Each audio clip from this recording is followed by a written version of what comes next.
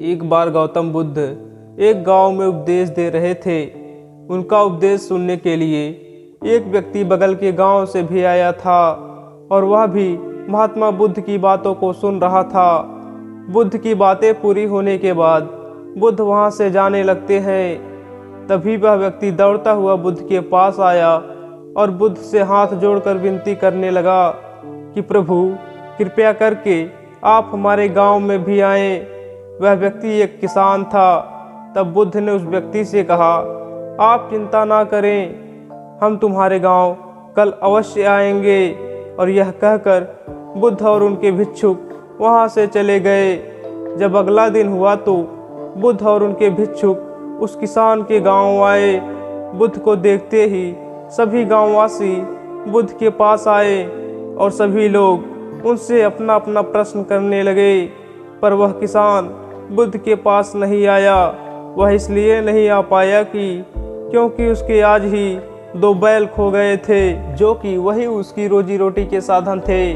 वह घर में चिंतित बैठा, यही सोच रहा था कि वह अपने बैलों को ढूंढने जाए या फिर बुद्ध के विचारों को सुनने जाए।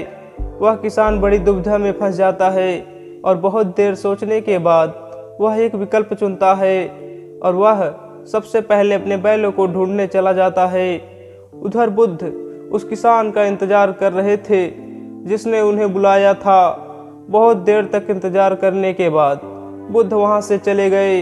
इधर किसान बहुत मेहनत के बाद अपने दोनों बैलों को ढूंढ लिया, लेकिन वह फिर भी दुखी था क्योंकि वह बुद्ध को अपने गांव बुलाया था और वह स्वयं उनसे मिलने नहीं जा सका। लेकिन फिर भी वह अगले दिन बुद्ध को ढूंढते हुए उनके पास गया और उनसे हाथ जोड़कर रोने लगा और बोला, प्रभु, मैंने आपको अपने गांव बुलाया था और मैं ही आपसे मिलने ना आ सका। प्रभु, कल मेरे 2 बैल खो गए थे, मैं उन्हें ढूंढने चला गया, इसलिए मैं आपसे मिलने नहीं आ पाया। प्रभु, कृपया आप मुझे माफ़ कर दीजिए। किसान की सारी बातें सुन लेने के बाद बुद्ध बोले, हे मेरे प्रिय शिष्य, अगर तुम मुझसे उस समय यह पूछते कि तुम्हें क्या करना चाहिए था तो मैं भी वही कहता जो तुमने किया है। मुझे खुशी इस बात की है कि तुमने पहले कर्म को चुना है। अगर तुम अपने बैलों को ढूंढे बिना ही मेरे पास आते तो तुम मेरे द्वारा कहे गए एक भी शब्द नहीं समझ पाते, क्योंकि तुम्हारा ध्यान अपने बैलों पर ही होता। पर अब तुम्हारे बैल मिल गए हैं, अब तुम निश्चिंत मेरी बातों को ध्यान से सुन सकते हो। यह सुनकर किसान के मन का बोझ हल्का हो गया और वह आराम से बुद्ध के उपदेशों को ध्यान से सुनने लगा। तो दोस्तों, इस कहानी से हम यह समझ पाते हैं कि किसी भी महत्वपूर्ण काम को अर्जेंट बनने से पहले कर लेने चाहिए। धन्यवाद।